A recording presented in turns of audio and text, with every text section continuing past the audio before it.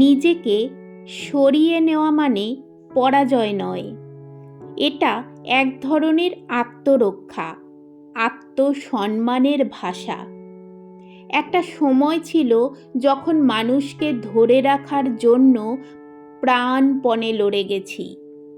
মনে হতো যার সঙ্গে সম্পর্ক, বন্ধুত্ব, আত্মীয়তা বা ভালোবাসা, তাকে হারানো মানে জীবনের এক টুকরো হারিয়ে ফেলা।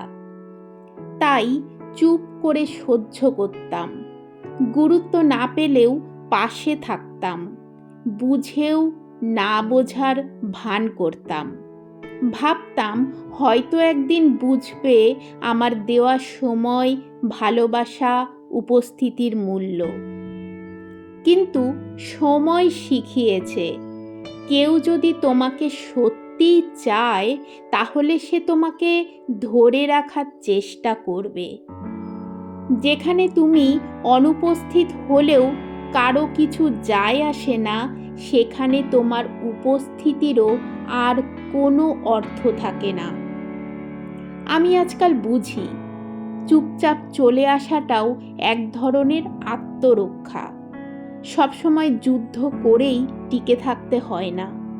অনেক সময় নিজেকে সরিয়ে নেওয়াটাই সবচেয়ে সাহসী সিদ্ধান্ত হয়ে দাঁড়ায়। কারণ গুরুত্ব চাওয়ার মধ্যে কোনো ভুল নেই। ভুল হলো নিজেকে এমন জায়গায় ধরে রাখা যেখানে তোমাকে গুরুত্ব দেওয়া হয় না। অনেক সম্পর্কেই আমরা শুধু অভ্যস্ত হয়ে পড়ি, তাদের সঙ্গে মনের বন্ধন নয়, শুধুমাত্র অভ্যেসের শিকল। তারা ভুলে যায় তুমি কতটা সময় দিয়েছ, কতবার নিজেকে পেছনে রেখে তাদের গুরুত্ব দিয়েছ। আর তুমিও একসময় ভুলে যাও তুমি নিজেও গুরুত্বপূর্ণ।